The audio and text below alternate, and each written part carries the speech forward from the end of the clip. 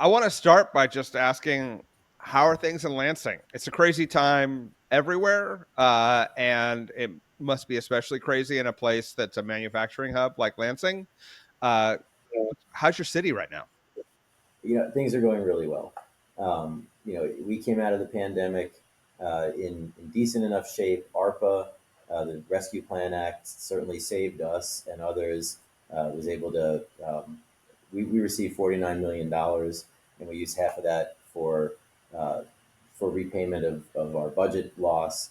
Then we're able to put it into a variety of really cool things. We're able to get some fire trucks, give some money to community organizations, really do some cool economic development things, and it really was able to help us jumpstart kind of the next phase of Lansing. We are the state capital of Michigan. If your listeners and viewers haven't been here, you are always welcome. We have a wonderful Capitol dome right behind me outside. You can't see it because of the light, but outside the window, and we're a wonderful city. We're 113,000 people at night, but we're a lot more than that during the day. Um, but things are going well. We are seeing cranes in the air. We're seeing $2 to $3 billion in investment and development. We have just in our southern downtown, we have a performing arts center that's being built. We have a 28-story tower which is being built, which will be the largest building in the city. And that's going to have housing in it. So housing, mixed income housing. We're going to have affordable housing being built. We have a new service center, and this is all just one small part. In our south side, we rehabbed an old school into 76 units of affordable housing. We're taking an old parking lot and we're building 40 units of housing for folks who were previously homeless. We're building a new city hall. We're building a new hotel. There's just a ton going on.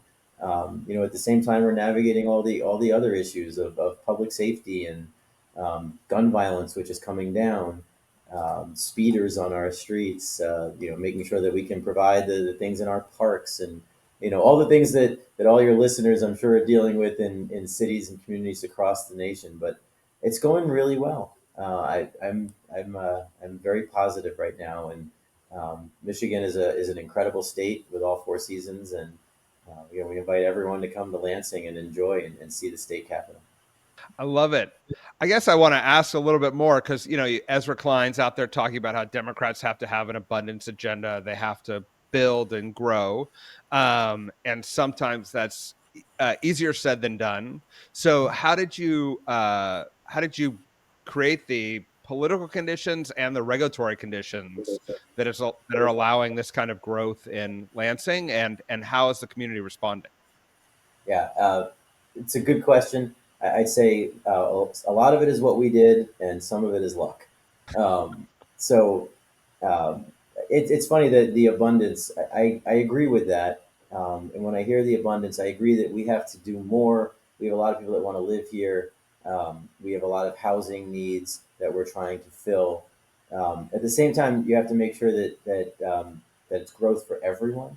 You don't want to. We don't gentrify here. We're taking empty parking lots and we're taking areas that are being rehabbed, but we haven't moved anybody.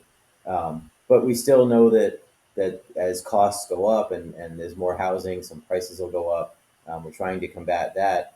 We're actually trying to lower prices by creating more housing, because if you have more product, then the demand will go down, the prices will go down.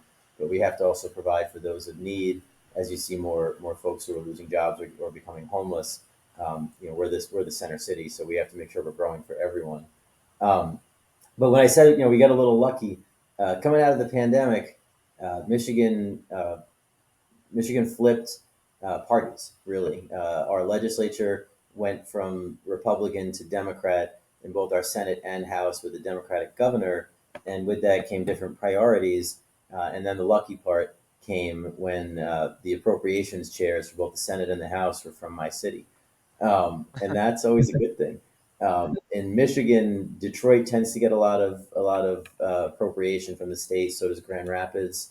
Lansing traditionally has not gotten a lot, but when both the appropriations chairs are from your city, they are interested in equity for our city.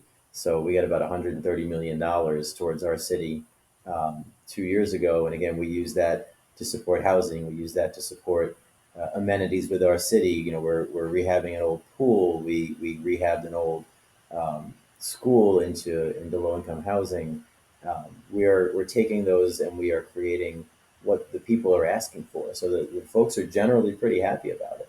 Again, when you rebuild a new pool in a neighborhood, now you got somewhere for kids to swim on a really hot day. When you create new housing, you've got less folks who are wandering on the street, less services you have to provide with sheltering because you've got the affordable housing. So we're really providing what the people want and what our necessity is, just like cities all over the country.